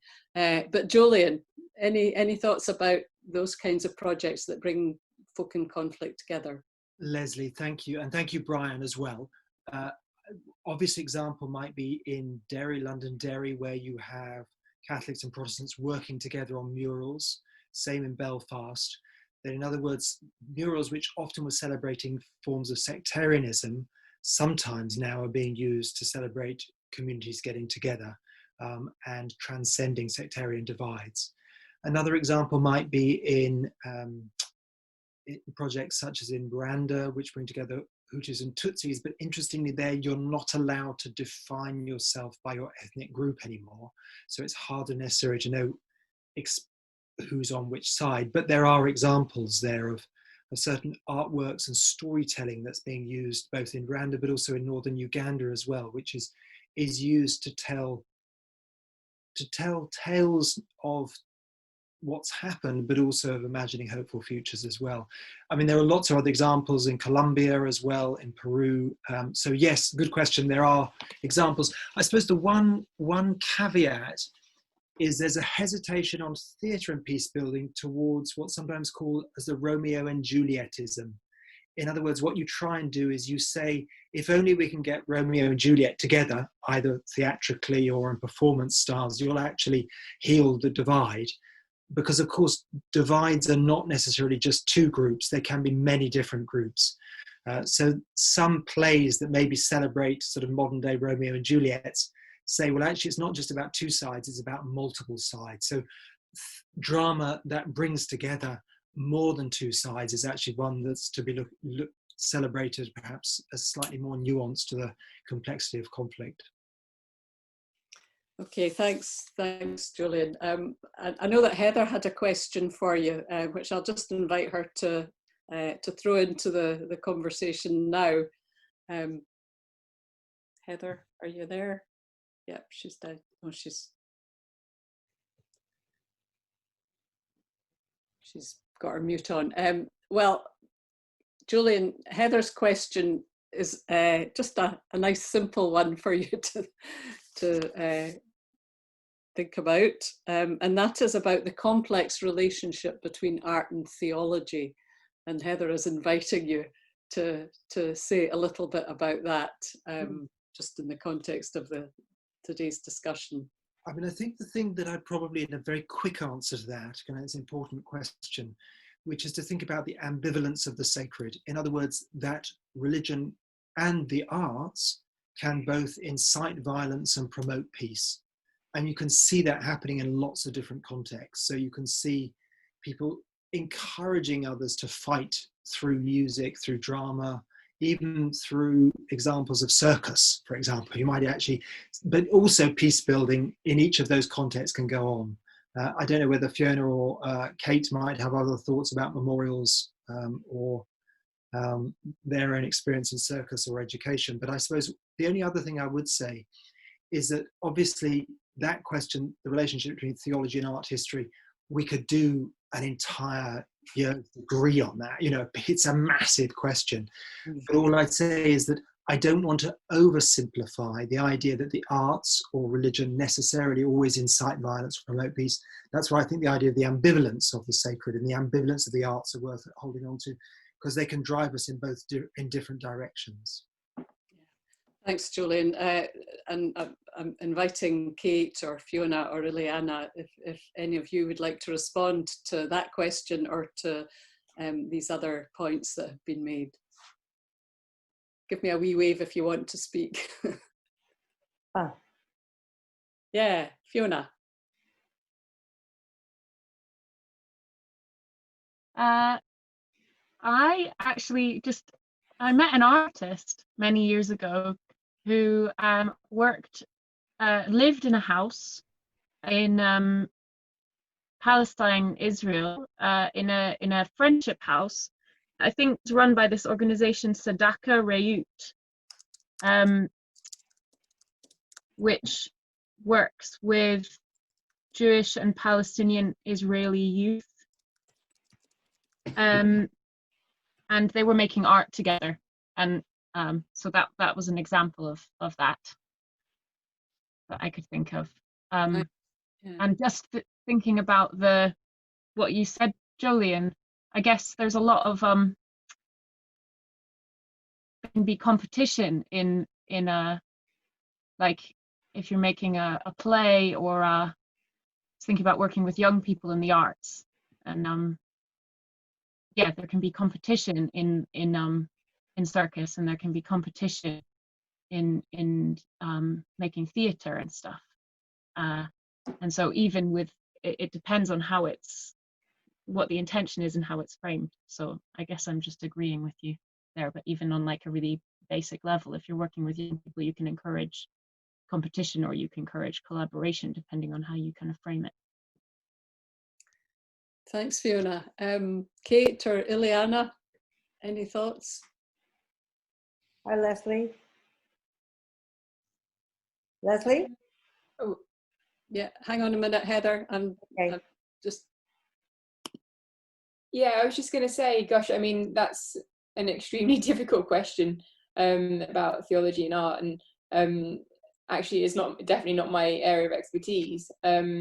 But going back to your first earlier question about Jolyon's 3 key points, like I can, as he was going through his slides, you know, I was thinking to myself, can I see how that relates to the memorial design? And you know, I'd like to think that absolutely I can see in numerous different ways how those different points are in the work. And you know, obviously with the handkerchiefs, they, you know, definitely are remembering and looking to sort of cover that bearing witness, but also there's that transformation of taking this idea and using, you know, what is this craft technique of embroidering to translate that into something. And there's so many transformations that actually technically also take place in the work, from whether, you know, you're starting with the sketch of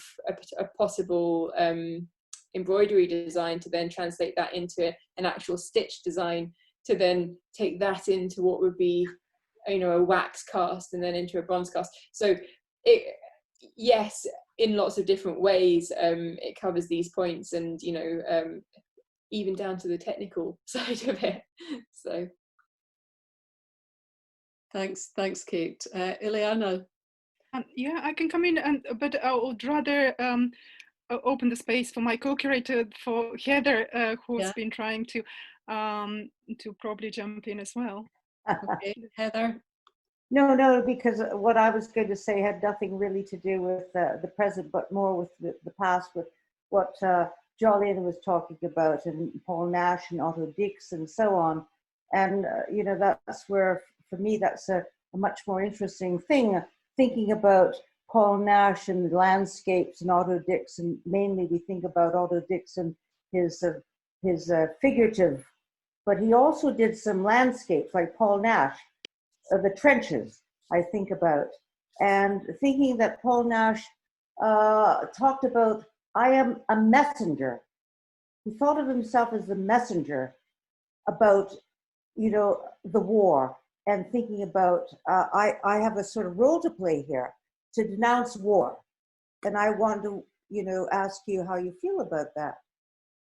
I mean, Jolyon, that's what you've been doing. That's what you've been working on.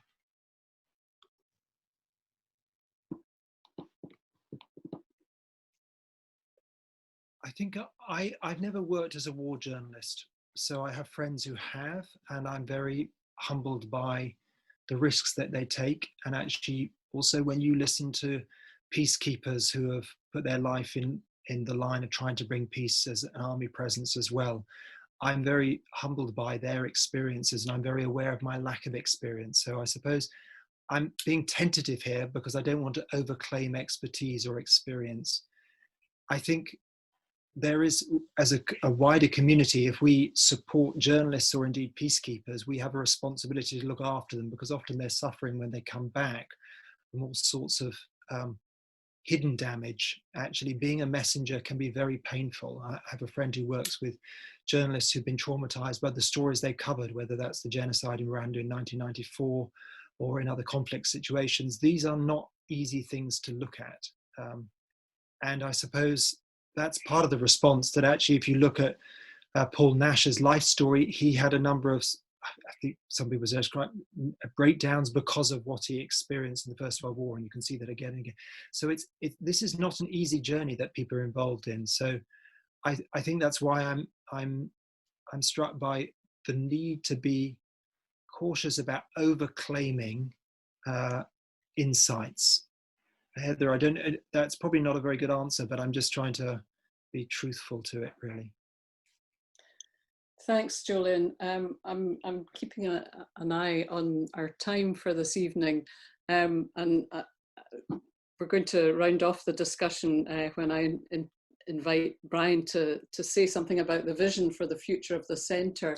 But just a final thought from each of our panellists, if any of you or all of you would like to say, you know, what's the one thing that we could and should be doing to be building this culture of non-violence and peace in Scotland, and from your perspective as artists?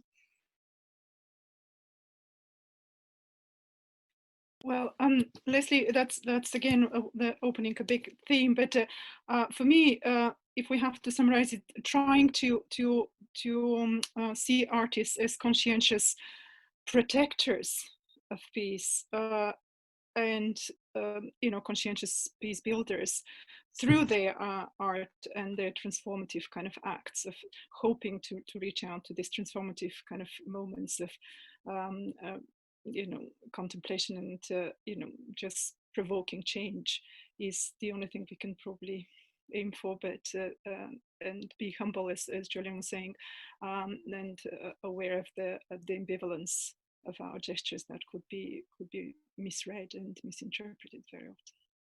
Thanks, Ileana. Fiona or Kate, who want to? I'm happy to jump in. I think I just have maybe just a few key words that spring to mind. As an artist, openness, community is what it's all about, really. It's a huge part of why we make work, and having an openness and ability to like invite people in and welcome input from others is hugely important. Risk taking, you know, it's important to think outside the lines and to take risks and to put yourself out there and to try things, and to do that in an honest way is so important. Honesty has got to be a massive part of it and part of bearing witness to, you know, to all of this. So the last thing, hopefulness. Definitely hopefulness, because things could get worse, but we're gonna, you know, keep going and hope it gets better. So thanks very much, Kate. I think these are all good words to take with us on this next stage of the journey. Fiona, I'll give you the last word before handing over to Brian. I was thinking about this the other day, and it's not what artists can do so much as what I guess we can all do, is make it, I guess, advocating for art to be funded, and for artists not have to make art that's commercially viable all the time, so that we can do all of those things, so that artists can do all of those things and work in the ways that you just mentioned, Kate. Yeah, thanks, Fiona.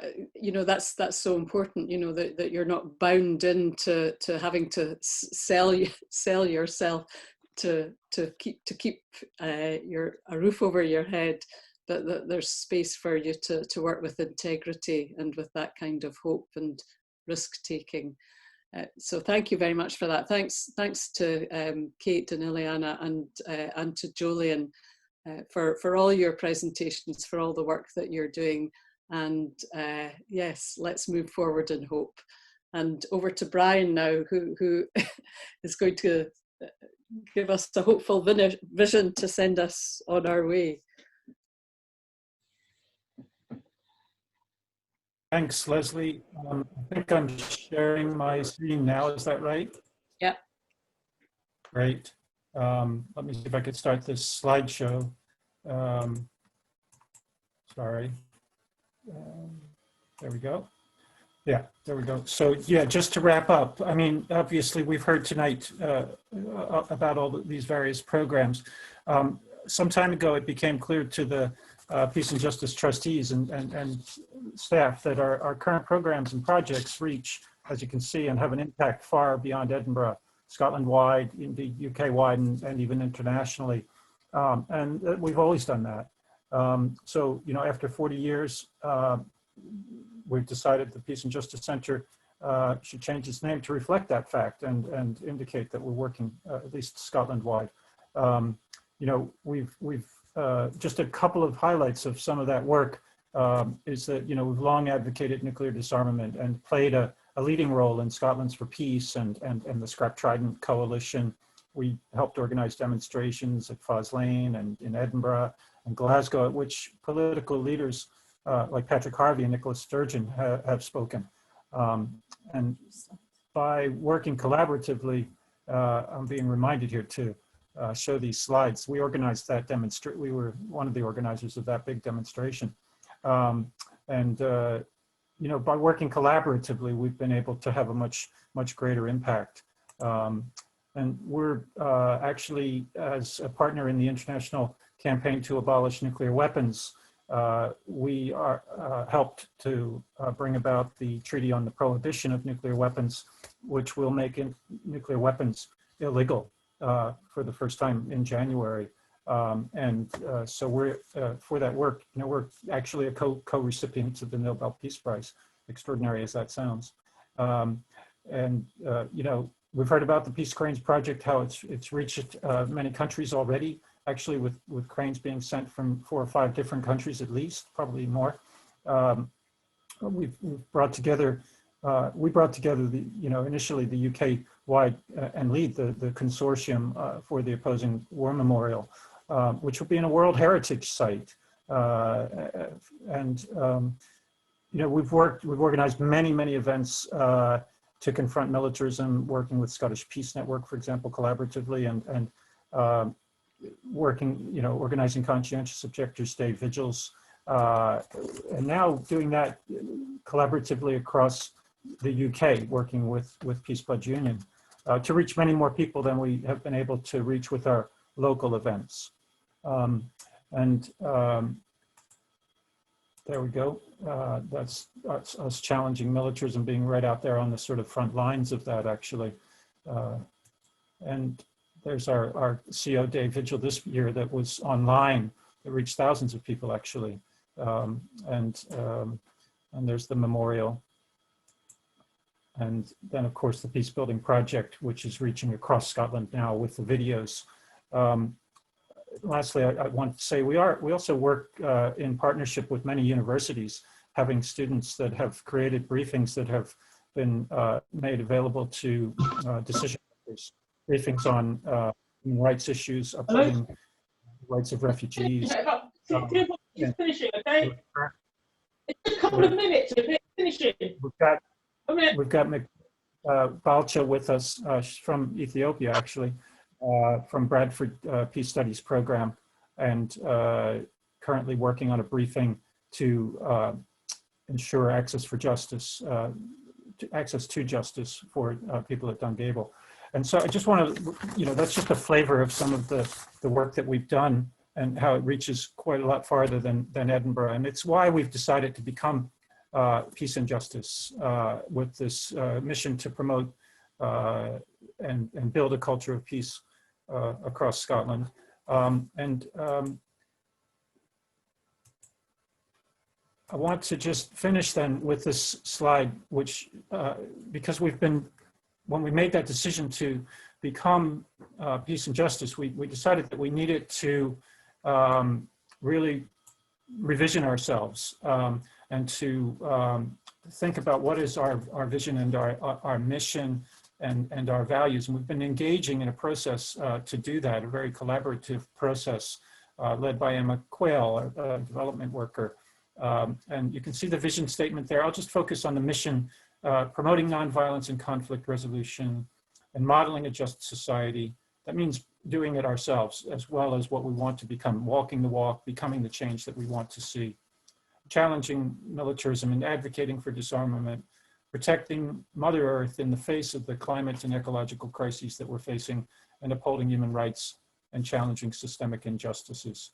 You can see the values that we've put there, and those values are fleshed out on our website in more detail.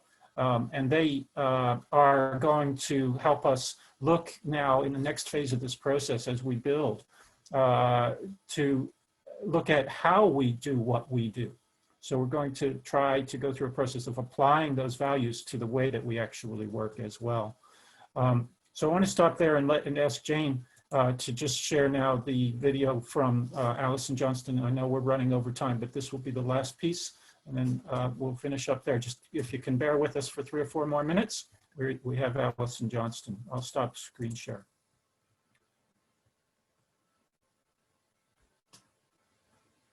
Hello to everyone tuning in for the launch of Peace and Justice. I'm Alison Johnston, one of the Green MSPs representing Lothian Region, and I'm honoured to have been asked to speak today. Since 1980, Edinburgh's Peace and Justice Centre has played a pivotal role in advocating for disarmament and promoting the vision of a nuclear-free and peaceful world. Underpinning much of the Peace and Justice Centre's work is the responsibility we have to raise future generations with an understanding of the suffering caused by militarism, as well as the benefits of redirecting resources towards human and environmental needs. Primary schools are benefiting from the Peace and Justice Centre's video resource for Peacebuilding, which encourages reflection among pupils to build self-esteem, respect for others, and tools for addressing conflict. The national significance of the Peace and Justice Centre's work and the relationships developed with peace campaigners further afield makes it only fitting that today we celebrate your launch as the Scotland-wide organisation Peace and Justice, with the mission of promoting a culture of peace across Scotland. Among the recent work the Peace and Justice Centre has led on is the campaign for a memorial to conscientious objectors in Princes Street Gardens in Edinburgh. I was grateful for the opportunity to raise the profile of this campaign by leading a debate in Parliament in December 2018 on my parliamentary motion, Remembering Conscientious Objectors.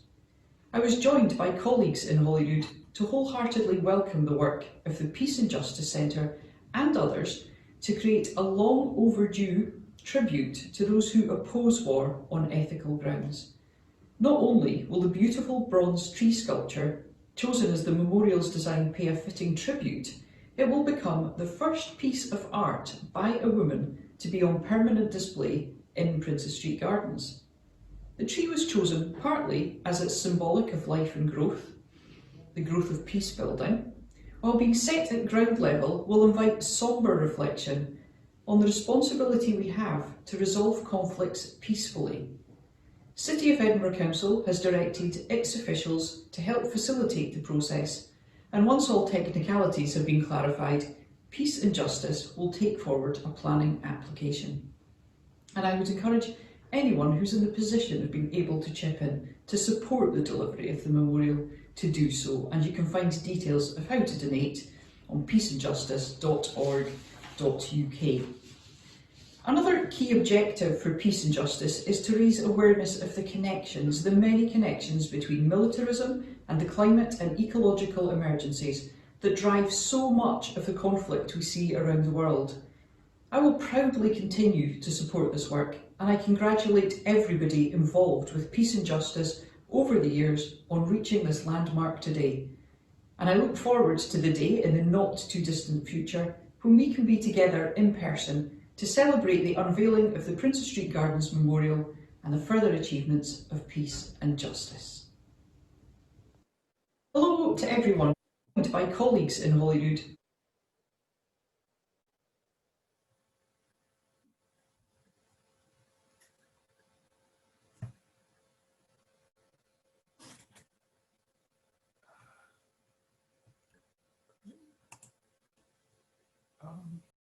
Oops, hello.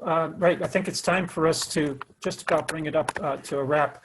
But the last thing to say really is just to really invite everyone to please help out if you can with donations, especially if you could consider, if you're not already a member or a supporter of the Peace and Justice Center, to become a member and make a regular donation monthly, you know, £2 or £3. If that money coming in on a regular basis helps the trustees to know how to, you know, plan for the future. We've obviously got a lot of grants and a lot of support. We've got that support from Lansbury House Trust coming in for the current year. And of course, all the work that we've done over the last several years especially has been very much reliant on a generous legacy from Jeffrey Carnell and Elizabeth Seal Carnell that's been enabling us to do all of this work. And of course, there's information on our website about how people can also, maybe consider making a legacy to the Peace and Justice. That's in our Peace and Justice news, the last issue. So donate to any of the projects if you want, particularly, or to become a member and a regular donor. And I think I'll just hand back to Lesley, and I think that was covering everything, I hope. All right, bye everybody, peace.